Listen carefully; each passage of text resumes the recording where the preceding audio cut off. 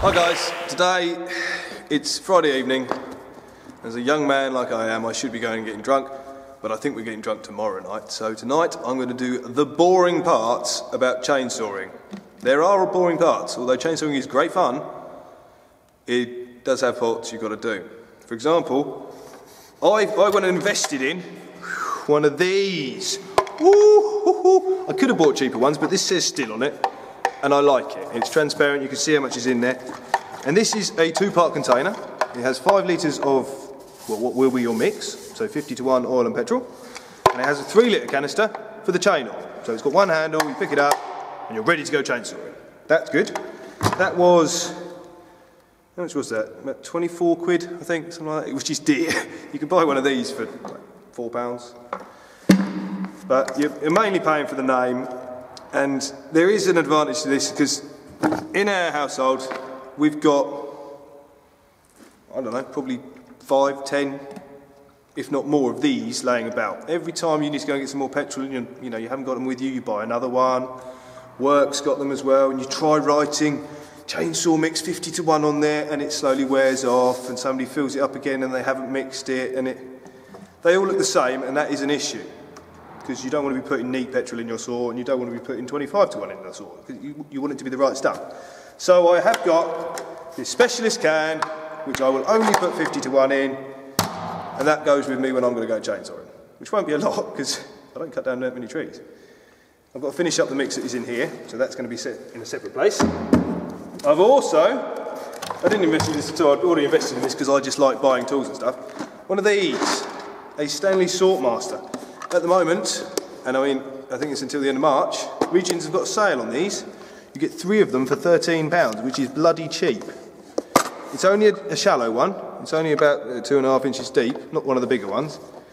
But in here I can put in all, hang on, can you see in there?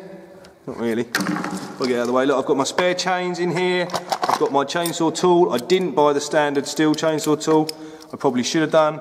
But this one's got all the different spanners available. In here it's got the, the screwdrivers, the torque bits, a bar gauge. I don't even know what that one is. But it does something, and it's got another bit in there.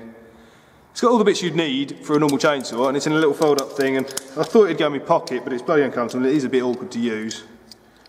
But it was cheaper than a normal steel tool, one of the T-shaped ones with a flat-headed screwdriver and 2 sockets. So I thought I'd give that a go, and that fits. It doesn't quite fit in here. It's so close. So that's going to have to go up here. I've got my old dogs, the old spikes, and their fixings are in this section, because obviously I have to take them off for the mill. And that fits quite nicely. Well, it will fit quite nicely when I get my new bar, some new 2-stroke oil, in this. Ooh, I know what you're thinking. Look, that's a nice little tote bag, isn't it? Ooh, it's got a space for a sort of, oh, hang on. That's obviously where my 18-inch bar will go, or my spare bar. It has got straps, you can put them around the front here. I might do that, I don't know. But this was a Christmas present. This was a Christmas present from my fiance's auntie Barbara. Thank you very much, Barbara. I really should use it for tools, and she bought it for me to use at work, but I buy tools. I buy a lot of tools, and I buy a lot of toolboxes. So believe it or not, all my tools already had a place to go. But I didn't have a place for me chainsaw tools. So in here, I can get my Sortmaster selection pack in there, that goes in there nicely. I've still got plenty of space over this side for some oils and some, I don't know, like my goggles and stuff. And gloves, if I ever actually decide to wear the gloves. This does fit in there, but I'm not going to put that in there because I've got a handle on that already. So my sharpening gear, spare chains, everything will go in this box, this pack, and I can, I've got 2 handles. I suppose I still can't pick up the chainsaw as well, can I?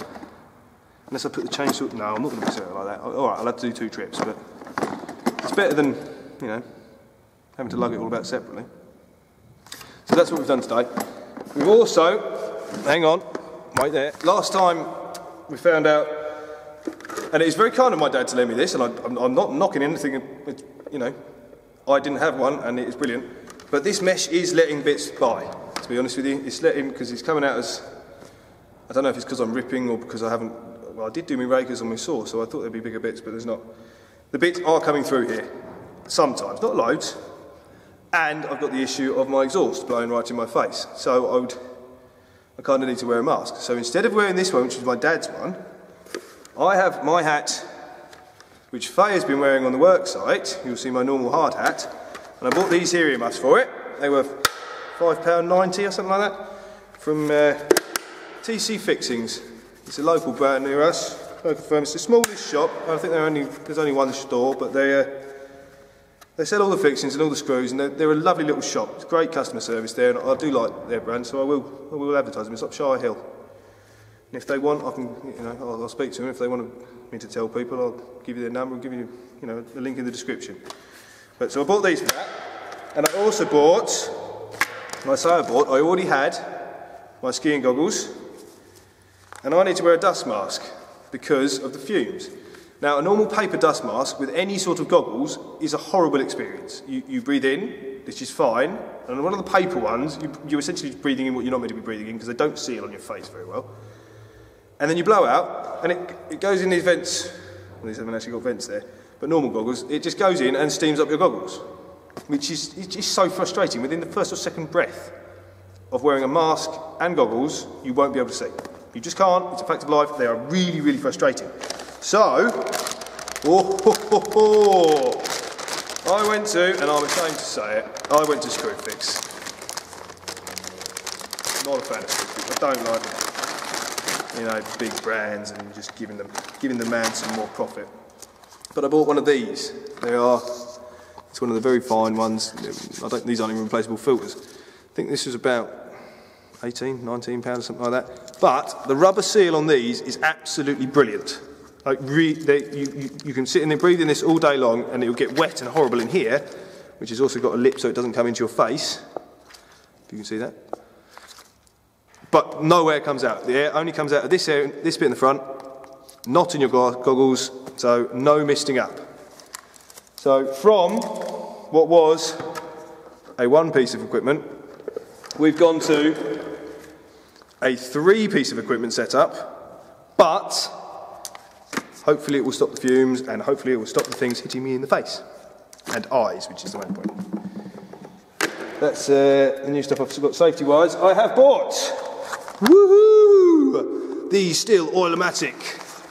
I don't know if it actually even says on the back or anything, but it's a ripping chain for milling. So we're going to give this a go. It was £29. It turned up exactly when they said they were going to turn it up. It doesn't look very different to a normal chain, but I don't know, if you know anything about chain bores, you can see how shallow that angle is. That's the top of that's the cutting edge of the saw there, or the chain. I don't know if it's going to let me get that close. There it is. But that's down to maybe a 10-15 degree angle. Normally you'd sharpen a chain at 30 degrees. I'm saying this like I know what I'm talking about. I don't know what I'm talking about. I've just been told by random people, and sometimes from YouTubers, sometimes from people I've worked with, and I don't know any different. If I'm wrong, by all means tell me I'm wrong, and I'll learn from it. But that's what I'm told. So standard cross-cut chains are 30 degrees, I think, or 20 degrees. It even says on the little steel file thing I've been using. And these milling ones are less, and I've managed to. I'm sure there isn't actually a kink in this because I've already had it open once. So I'm going to spend the next 10 minutes or so putting this on my saw. I'm also going to, which is a new thing to me because I'd never heard this before in my life, Wrangler Stars has told me, and it makes sense, when you're changing your blade, or every now and again, not every time you sharpen it because that's just madness, turn your bar over. Up, so sometimes the writing will be up the wrong way. And it's because you predominantly use the bottom side of the bar, and it will even the wear. Makes sense? So that's what I'm going to do. What other things are there? Another thing I'm going to do, because I can't be bothered to keep stopping and starting and talking to you in the camera, I'm just going to show you me sharpening a chainsaw, which you don't want to see anyway, so you'll only see a little bit. You can see on this is my 18-inch bar I got with the saw. You see these are the sprockets I was talking about. That little runner is the bit can't clamp hard against because it needs to run free. And also up here this is the where it bolts to the saw. Not this hole, which you can see clearly. This hole here, that's where the oil goes in, or the chain oil. There'll be one on either side, one that side and one that side. So it's obviously designed to turn the bar upside down if you wanted to. And you want to check they're clear. Just get a you know, an old screw or something and pick out all the old rubbish in, because this one is blocked. And that will stop the oil getting to your chain. And that means your chain won't get any oil, and it will get too hot, and it will heat the bar up, and you know, things can happen. As I already explained, I have done no courses, I've got no training, and I've got no professional background behind chainsaws.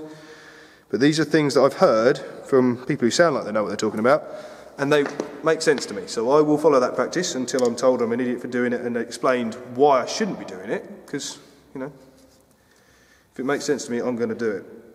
There are also these numbers on here.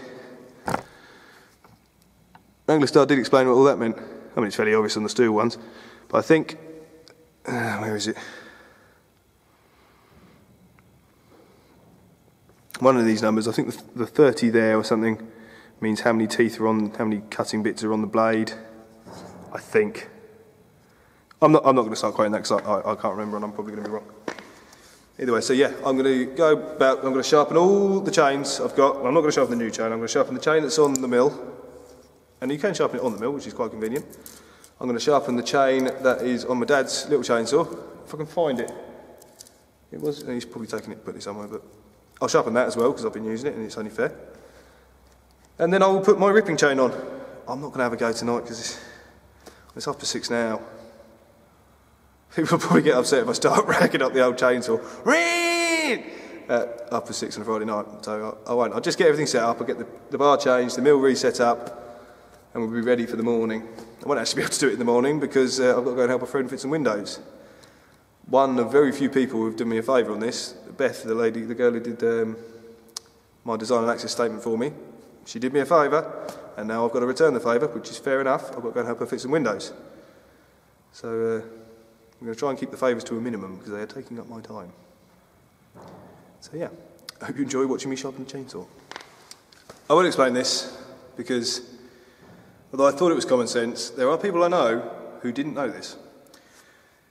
My chainsaw runs on 50:1, which is a 50:1 mix of unleaded petrol with 2-stroke oil. This is a little pouch you get from Stihl, it's one shot. I got this free with my saw, but I'm just using this little pouch to measure out and finish up this just basic 2-stroke oil at the moment. I will get some nice oil and I will use some proper Stihl. I might even invest in some Stihl Ultra. Exciting. But the 50:1 part, and I'm going to tell you because it was funny when I heard it, somebody told me that meant it was 50 millilitres to 1 litre. And then they also told me that 25:1, which other products use, strimmers and other landscaping tools, use 25:1 mix.